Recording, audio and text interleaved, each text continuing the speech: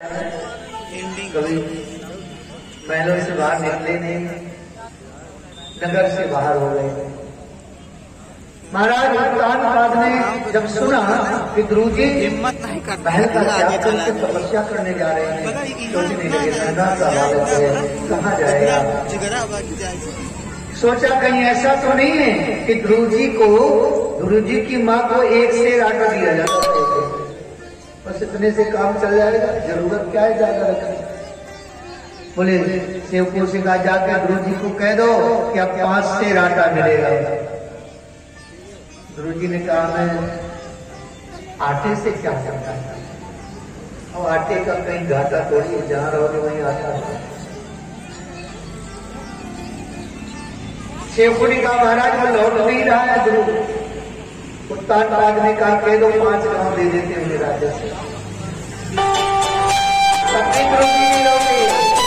अंत में महाराज उत्तानपाद ने कहा कह दो ध्रुव जी से आधा राज्य ध्रुव जी को दे दिया जाएगा। ध्रुव जी ने सोचा कि अभी घर से बाहर निकले, तपस्या की नहीं तो आधा राज्य मिल रहा है, जब परमात्मा को प्राप्त कर लेंगे तो पता नहीं क्या मिल जाएगा। अब और वैराग्य प्रबल हुआ ध्रुव जी का। संसार की इतनी संपदा मिल रही कि वो परमात्मा की तरफ चले हैं, अभी भजन नहीं किया है। ध्रुव जी का वैराग्य और बढ़ा और ध्रुव जी चले जा रहे हैं। प्रबल वैराग्य है ध्रुव जी का। नारद जी मिल गए, लेकिन नारद जी ऐसे संत हैं कि अगर तपस्या कर रहे हो, भजन कर रहे हो, तो आपको आपकी परीक्षा लेंगे कि आप वास्तव में तपस्या कर रहे हैं कि केवल नाटक कर रहे हैं। और अगर तपस्या करने के लिए जा रहे हो तो आपको परमात्मा से जोड़ने का प्रयास करें। ऐसे गुरु होने चाहिए।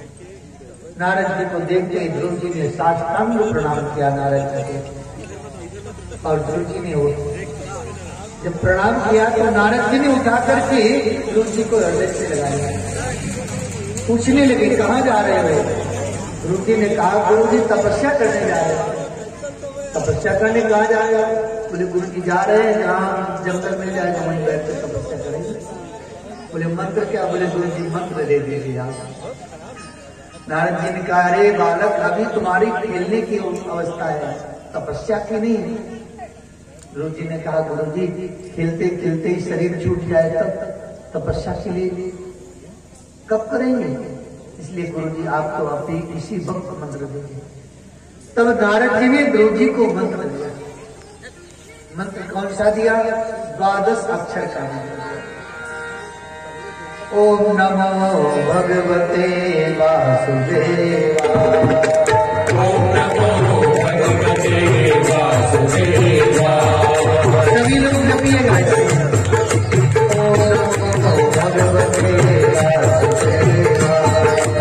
ओम नमो भगवते वासुदेवा। ओम नमो भगवते वासुदेवा।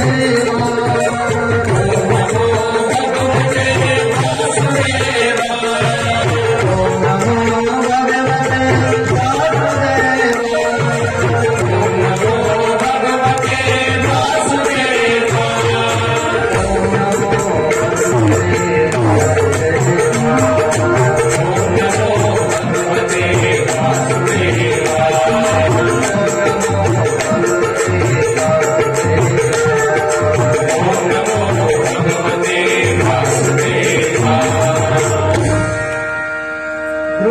मंत्र दिया। 12 अक्षर मंत्र है और इस मंत्र को ध्रुव जी ने प्राप्त किया। बोले ध्रुव जी जाएगा।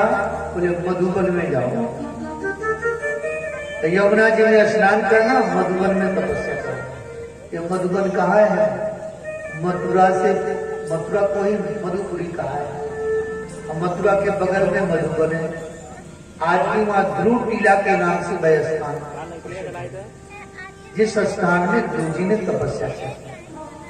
बोले गुरु जी व्रत करना पड़ेगा। बोले हमें व्रत तो करना चाहिए। व्रत क्या करें। बोले तुम ऐसा किया करो ध्रुव कि एक दिन बेर और कैद खाया करो। बेर जानते हैं ना, बेर और कैथा, इसको खा करके 3 दिन तक कुछ नहीं खाना, केवल मंत्र का जप करना। एक दिन खाना। और ध्रुव जी गए, जाकर के यमुना जी में पहले गोता लगाया, और यमुना जी में गोता लगा करके मधुबन में गए। मधुबन में आप जाएंगे ना कभी, देखना वहां पर कोई ऐसा वृक्ष नहीं है जिसमें कोई बहुत छायादार वृक्ष है, कांटेदार वृक्ष है, झाड़ियां हैं। ध्रुव जी गए और उन्हीं झाड़ियों के मध्य में जाकर के बैठ गए और मंत्र का जप करने लगे। 1 महीना व्यतीत हुआ। 1 महीना जब पूरा हुआ तब नारद जी आ गए, और नारद जी ने आकर के देखा कि ध्रुव जी ने तपस्या की है। और ध्रुव जी ने जब प्रणाम किया नारद जी को, तो नारद जी ने उठाया ध्रुव जी को, पूछा क्यों ध्रुव जी बालक? बोले गुरुदेव अभी भगवान नहीं मिले। बोले इतना जल्दी मिल जाएंगे क्या भगवान? भगवान इतने सस्ते थोड़ी हैं। बोले गुरु जी कब मिलेंगे? बोले ऐसा करो व्रत और बढ़ाओ। क्या करें? 6 दिन के अंतराल में केवल 1 बार पत्तियां खाया करो वृक्षों से। ध्रुव जी ने कहा ठीक है गुरुदेव। नारद जी चले गए। अब 6 दिन के अंतराल में ध्रुव जी केवल उन वृक्षों की पत्तियों का सेवन करते, मंत्र का जप करते। दूसरा महीना व्यतीत हुआ, फिर नारद जी आए। अब शरीर कमजोर हो गया ध्रुव जी, बिल्कुल दोला पतला शरीर। हाथ जोड़ कर जब पंकज लगे फिर स्टैंड वाले क्या हुआ? अब क्या करना होगा? बोले बेटा व्रत और बढ़ा दो। क्या करें? बोले 9 दिन के अंतराल में केवल जल पिया करोगे। ठीक है गुरुदेव। और गुरुजी महाराज ने इतनी कठोर तपस्या करी, 9 दिन के बाद 1 बार जल पीते और केवल मंत्र जप करते। जब तीसरा महीना व्यतीत हुआ तो नारद जी फिर आए। अब ध्रुव जी नारद जी के चरणों में गिर पड़े, चरण पकड़ लिए। गुरुदेव लगता है कि शरीर छूट जाएगा और ठाकुर जी नहीं मिलेंगे।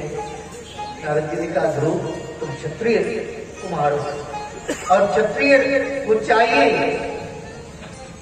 कभी अधीर नहीं होना चाहिए उसे। अगर तुमने तपस्या करने का मन बनाया है तो परमात्मा को प्राप्त करके ही घर वापस जाना।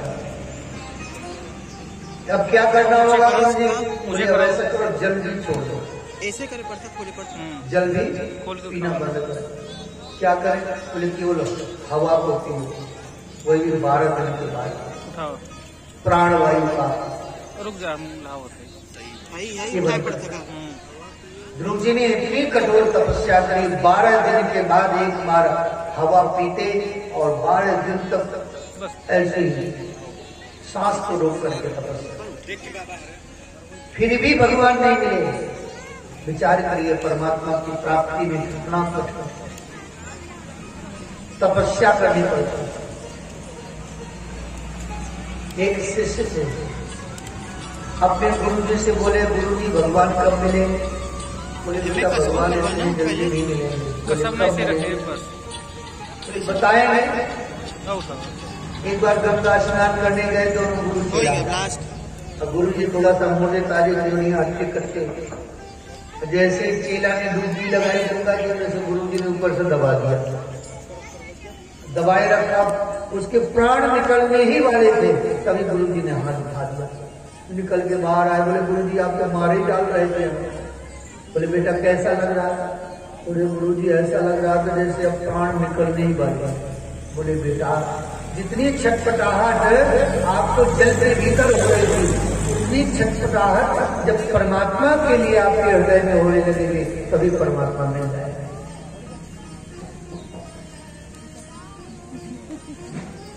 ध्रुव जी को कहा ध्रुव जी अब एक काम करो बेटा, वायु भी पीना बंद कर दो। और ध्रुव जी ने जैसे वायु को रुका, वैसे ही पूरे ब्रह्मांड की वायु रुक गई। सारी जीवात्माएं तड़पने लगी, त्राहि त्राहि मच गई। स्वर्गलोक में समस्त देवता भयभीत हो गए और विचार करने लगे कि ये हो क्या रहा है। सभी देवताओं ने नारद जी से पूछा कि भाई क्या हो रहा है। नारद जी ने कहा हमारा चेला तपस्या कर रहा है। बोले महाराज अच्छा तपस्या कर रहा है आपका चेला, सब समाप्त हो जाएंगे, आपका चेला ही अकेले बचेगा सृष्टि में। तो बोले जल्दी कहो नारायण से दर्शन देने। सभी देवताओं ने ब्रह्मा जी को आगे करके भगवान नारायण की स्तुति करी। भगवान तुरंत प्रकट हो गए। बोलिए भक्तवत्सल भगवान की जय। और भगवान नारायण समक्ष खड़े हैं। ध्रुव जी आप बंद किए, एक पैर से खड़े होकर के ओम नमो भगवते वासुदेवाय, ओम नमो भगवते वासुदेवाय ऐसा मंत्र का उच्चारण करें। भगवान ने ध्रुव जी के मस्तक पे अपना ये वरद हस्त रखा। ध्रुव जी के नेत्र खुले, सामने नारायण खड़े हैं। नारायण भी खड़े हैं, नारद जी भी खड़े हैं। दोनों एक नाम राशि है, एक ही नाम राशि है, नारद और नारायण। अब गुरु जी सोचने लगे कि गुरु जी भी खड़े हैं, गोविंद भी खड़े, क्या करें। तो यहां पर एक है, संतों ने दोहा बनाया, गुरु गोविंद दो खड़े काहे लाओ पाए, बलिहारी गुरु आपकी गोविंदियो लगाए। अगर गुरु नहीं होते तो गोविंद कैसे मिलते। इसलिए नारद जी सबसे पहले नारद बाबा के चरणों में पड़े। ध्रुव जी नारद जी के चरणों में प्रणाम किए और नारद जी ने तब कहा नारायण को प्रणाम करो पुत्र।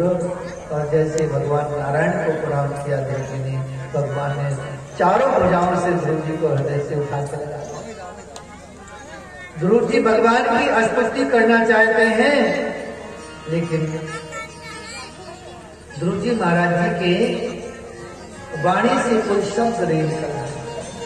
इतने ध्रुव जी गंभीर हैं। उसी समय